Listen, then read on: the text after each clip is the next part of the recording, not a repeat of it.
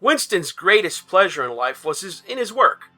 Most of it was a tedious routine, but included in it there were also jobs so difficult and intricate that you could lose yourself in them as in the depths of a mathematical problem. Delicate pieces of forgery in which you had nothing to guide you except your knowledge of the principles of inkstock and your estimate of what the party wanted you to say. Winston was good at this kind of thing. On occasion, he had even been entrusted with the rectification of The Times' leading articles, which were written entirely in newspeak. He unrolled the message that he had set aside earlier. It ran, Times, 3/12/83. Reporting BB day order, double plus ungood, refs unpersons, rewrite fullwise, upsub anti-filling. In Old Speak or Standard English, this might be rendered, the reporting of Big Brother's order for the day is in the Times of December 3rd, 1983, is extremely unsatisfactory and makes references to non-existent persons. Rewrite it in full and submit your draft to higher authority before filing. Winston read through the offending article. Big Brother's order for the day, it seemed, had been chiefly devoted to praising the work of an organization known as FFCC, which supplied cigarettes and other comforts to the sailors in the floating fortresses. A certain Comrade Withers, a prominent member of the inner party, had been singled out for special mention and awarded a decoration, the Order of Conspicuous Merit, second class.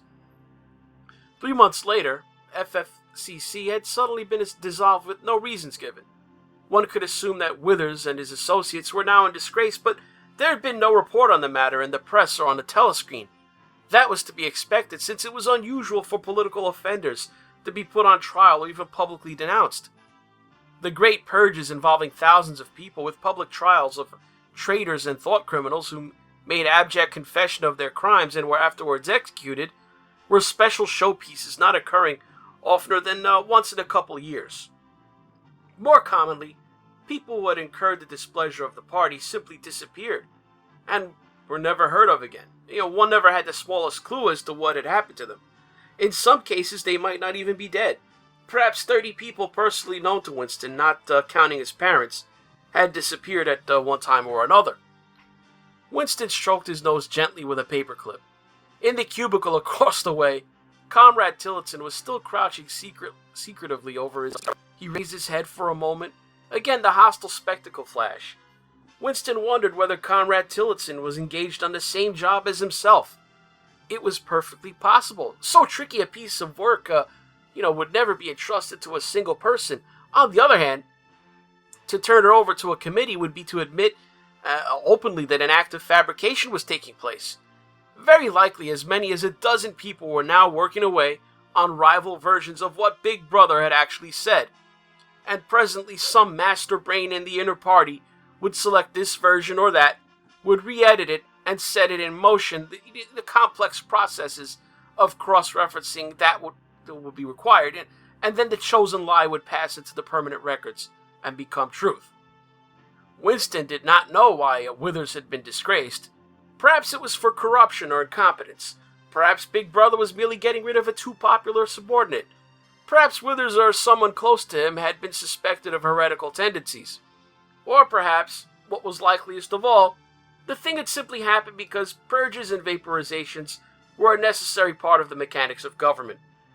The only real clue lay in the words, refs on persons, which indicated that Withers was already dead. You could not invariably assume this to be the case when people were arrested. Sometimes they were released and allowed to remain at liberty for as much as a year or 2 years before being executed. Very occasionally, some person who you had believed dead long since would make a ghostly reappearance at some public trial where he would implicate hundreds of others by his testimony before vanishing, this time forever. Withers, however, was already an unperson. He did not exist. He had never existed. Hello everyone, welcome to NeoUnrealist. Now, forgive that bit of indulgence there, and for those of you who don't recognize the preceding passage I just read, it's taken out of the seminal novel 1984 written by George Orwell. Now this classic, I'm sure many of you were assigned reading it while you were in school, published in 1949, described a dystopian future from Orwell's time, from that perspective, set presumably 35 years into the future at the time of publication in 1984. This imagined future was one where the world was divided between three superstates that engaged in perpetual, but almost an intentionally inconclusive warfare, fighting with each other, and they repressed their citizens with omnipresent surveillance, propaganda, and historical negation. The protagonist of the work is a character named Winston Smith, and as you heard, he works at the inappropriately named Ministry of Truth for one of the superstates, Oceania. It's Winston Smith's job, or it was in a novel, to often remove all mention of someone from the news, the public record as it were. Those phrases that he received in his instruction set there in the fictional bureaucratic language newspeak, double plus on good, refs on persons, and rewrite full-wise, which in English would be, this news article is very bad, it makes reference to a non-existent person, rewrite it. More or less it was instructing Winston Smith to erase all mention of this Conrad Withers, or simply because the party who ran his government deemed it politically desirable to remove this person from the public record of all their news. Winston Smith was just one man in a department of thousands of people, who, when these orders came down, they would scramble to pull down, censor, and withhold whatever name someone in the party deemed politically expedient to not have mentioned. I guess it ain't fiction anymore, because you have no idea. Facebook and Google, in their infinite wisdom, they've been working away furiously since at least last night and yesterday afternoon and into today, pulling down algorithmically, followed by manual reviews of any and all posts that mention the name of the person identified in multiple news outlets and by multiple politicians, multiple prominent persons, as the so-called Ukraine whistleblower. I got my first email from YouTube support last night at 7:04 p.m. Eastern Time. As you'll see, they didn't have even the courtesy to say why this was happening. I mean, if I guess I was someone who wasn't following the news closely, I'd have no clue what the hell was going on with this. You tell me what sense you can make of this.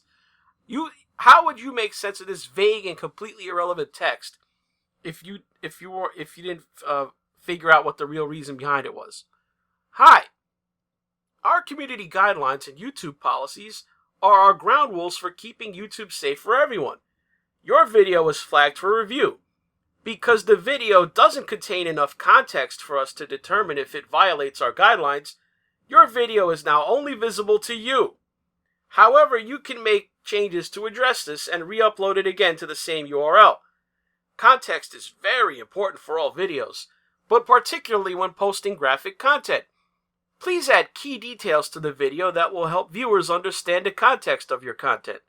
This will also help us review your video if it gets flagged again.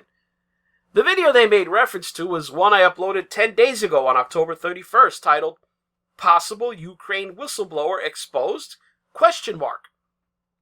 Known Dem anti-Trump operative. I mean, guys, if you didn't see that video last week, it's almost 20 minutes long. There was more context in that video than you'd ever get on a typical network news broadcast segment on your network nightly news. Hell, most of the local news shows last like 30 minutes on broadcast TV and an hour on the cable channel. So how many news stories do you know of that get 20 uninterrupted minutes exclusively devoted to them? Anyway, this so-called whistleblower, he's now morphed into Voldemort from the J.K. Rowling Harry Potter books. You can't say his name or poof. YouTube will set your video to private.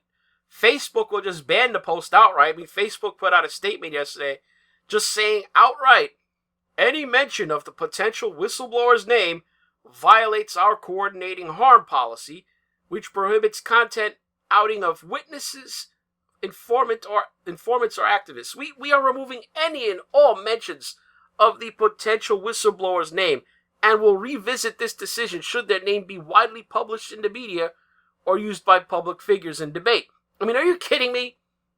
There's no court order compelling YouTube or Facebook to do this.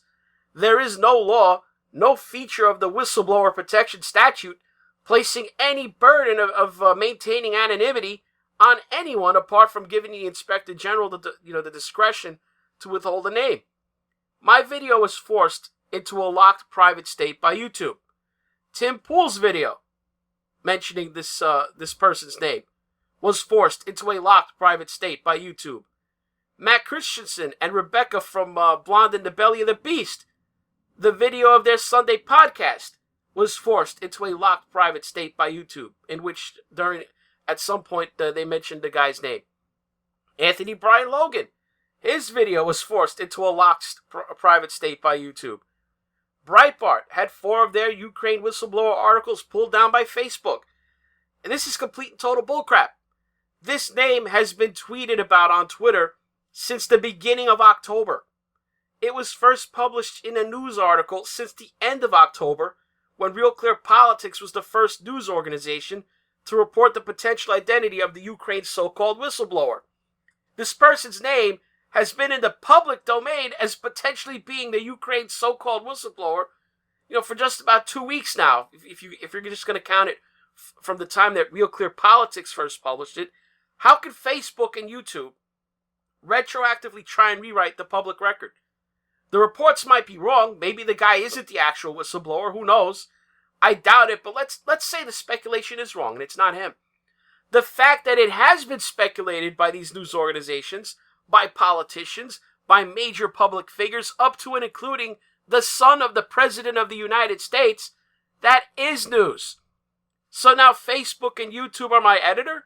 Worse, their seeming justification for the lifting of this bogus community standard nonsense, whenever they decide that that's going to happen, is if and when it's reported widely. Well, who decides this? Is it more or less now not news until CNN or MSNBC or the New York Times print the name? Members of Congress have been for the past 2 weeks asking questions to witnesses about this name. This name appears in the Mueller report. Look at it. There it is.